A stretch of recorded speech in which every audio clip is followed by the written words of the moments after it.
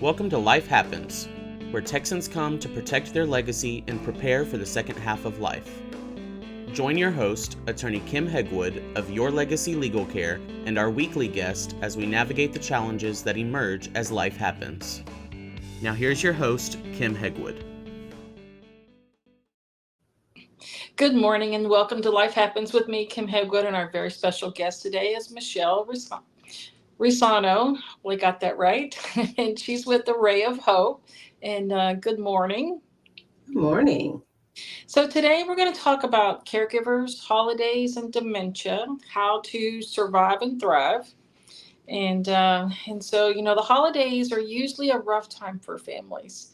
Your first thought is the holidays, it's great, but it can be very stressful. And so as we're, here in the holiday season, celebrating, whether you celebrate Christmas or Hanukkah or some other, particular celebration this December, do caregivers suffer more stress during this time?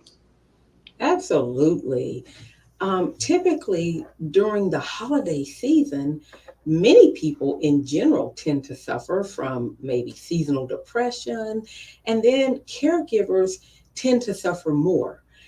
Although they still have their family members alive and living with them, they are still impacted with a certain level of grief because their family members are not the way that they have been in the past, especially when we're thinking about these dreadful diseases such as dementia, right? It's just such a cruel, cruel disease. And so it really takes a lot of the joy out of the holidays because of the impact of this disease. And so, yeah, there's trying to get together with family, but having all of these limitations because they're having to schedule things around that loved one that needs their care.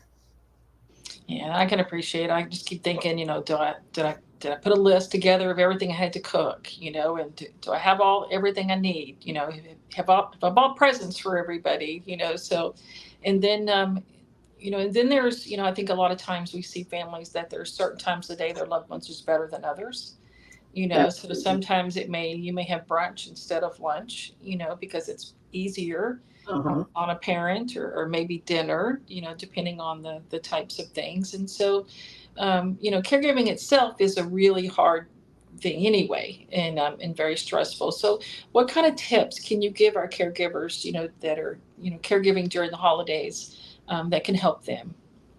Yes, absolutely. So one of the greatest tips is potlucks, right? Potlucks are a way to go for caregivers. And that way you can just make your favorite dish one dish and have everybody contribute, or maybe even inviting others to your place, but making sure that you let them know I will have the main dish. And that might be easier. So if you're caregiving for someone, it may be a little easier to have it at your place than to take your loved one out to unfamiliar places.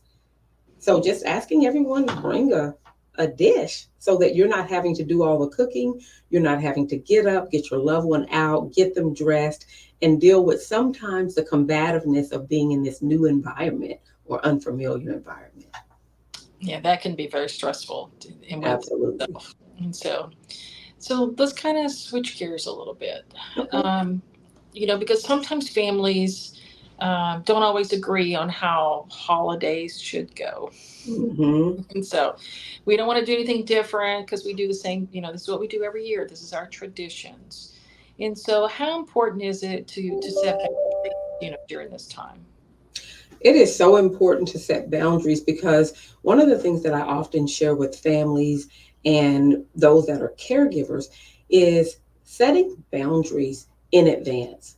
So being proactive versus reactive. So we may want to start talking about things a month or two in advance because when we wait to the last minute to plan, right, it gets really stressful and there may be this tug of war. So setting boundaries sometimes can be a touchy subject for some people because I don't like confrontation, especially with family. And so one of the things I suggest is instead of sharing what you cannot do, in advance share what you can do. I would really like to be a part of the celebration this year, and here's what I can do. I can't make the turkey, but I can make a side order. I am available between 12 and 4 because my parent or my loved one or my spouse has to be in bed by 6 o'clock or by 8 o'clock. So just focusing on what you can do sometimes is really helpful, and you don't have to feel like you're constantly saying no, no, no, no, no. When you tell people up front, these are the things that I can do, I can move around within these parameters. It's an easier way of setting those boundaries. Yeah, but what about family members?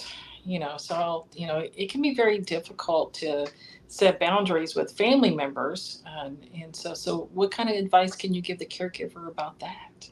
Yeah, absolutely. So when it comes to sometimes when you talk to families, there is just, they're not going to be in agreement with the way that things um, are at this moment.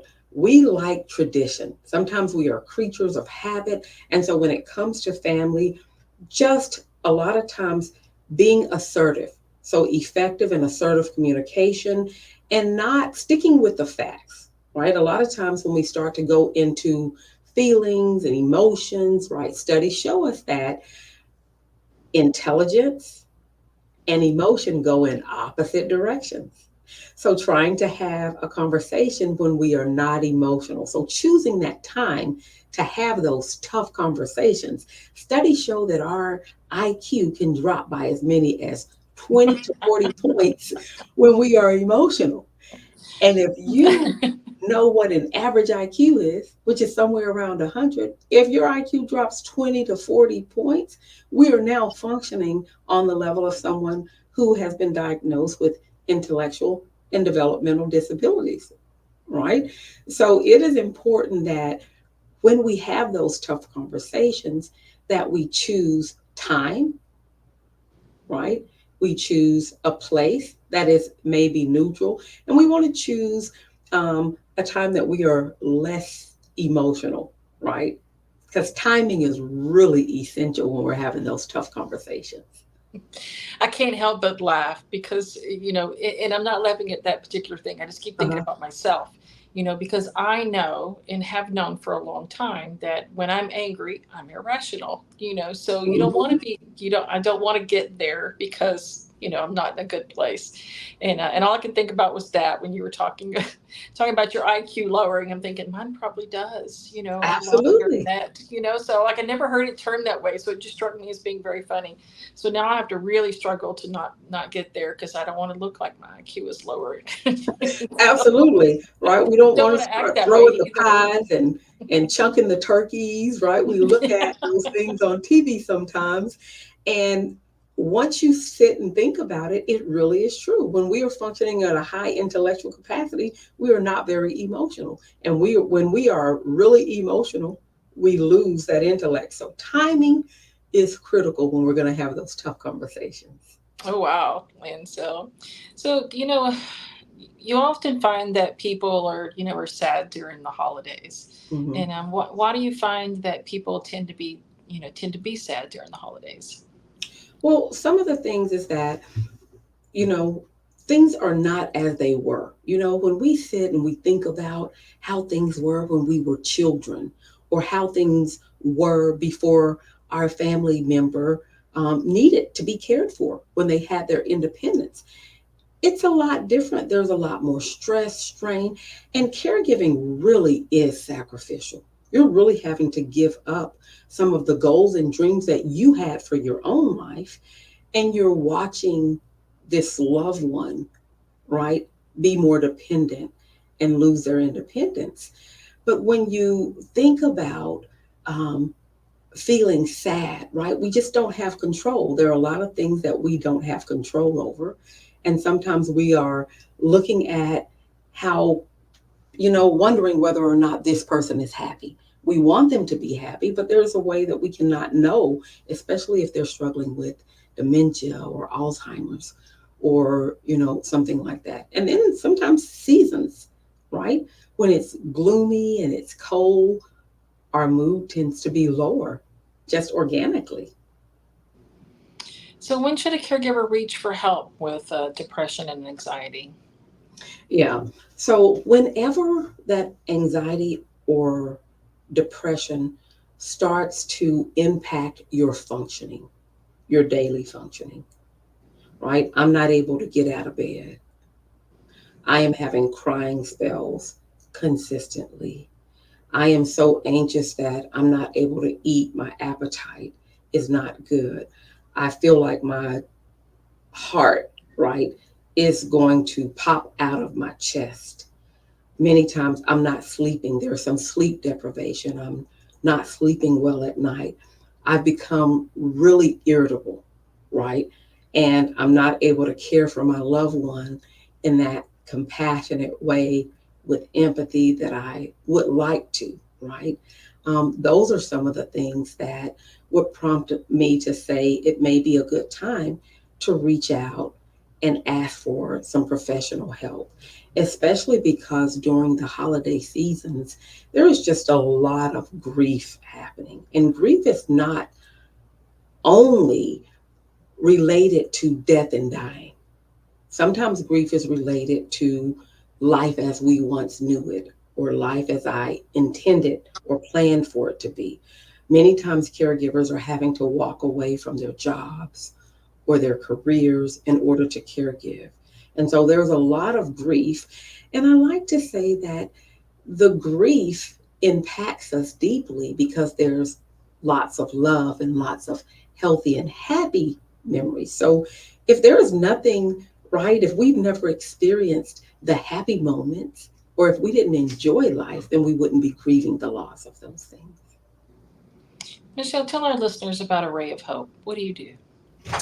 I am a mental health provider in the Pearland area, and I provide family counseling, couples counseling, and career counseling, and counseling for those who are struggling with depression and anxiety and just struggling to find the joy in their life. And so that is one of the reasons that I started with that name, Array of Hope. Many times life can beat us down trying to navigate the storms of life, especially with caregiving and things like that. We lose our hope. We lose our hope. And so when we shift our mindset, I love cognitive behavioral therapy because it says when we change the way we think about things, it changes the way we feel, and that changes the way that we respond. And so our loved ones may not be the same as they were in the past. Our lives may not be the same, but we can create new memories. We can create new traditions, right? That are congruent with where we are right now in life and really make the best of it. So that's perfect, and that's awesome. The I knew it had to be something really good when I saw that the name of the company was Ray of Hope. So I figured I better ask. Michelle, Thank if somebody wants to reach out to you, and so how do they do that? Yes, so they can reach me. My website is arrayofhopellc.com. So that's ARRAYOFHOPELLC.com. The number is 713-898-3997. And the email address is Michelle Reescano at arrayofhopellc.com. And you can also find me on social media outlets at Array of Hope LLC. Perfect. Michelle, it's been great. I'm sorry that I messed your name up as bad as I did, so I'm going to apologize for that. And so, It's life, and and you're forgiven. All is forgiven. yeah, I mean, most people mess mine up, so I'm pretty used to it. Doesn't bother me, Me But either. I apologize. But it's been great having you on the show, and we look forward to having you on again soon. It has been a pleasure being here. Thank you, and thank you for all you do for those families that really are in need. Yeah, this is the best part of my practice is working with my seniors. I tell people I miss my grandparents, so I get to hang out with other people's grandparents. That is beauty, right? Perspective, Yep, making the best of the season that you are in. there you are. All right, take care, girl. Have a good day. Bye bye. Thanks for tuning in to this week's episode of Life Happens with Kim Hegwood. Be sure to tune in every Thursday at 10 a.m. wherever you listen to your podcast as we navigate through the challenges that emerge as life happens. The content of this podcast does not establish an attorney-client relationship or constitute attorney-client privilege, legal, medical, financial, or any other professional advice.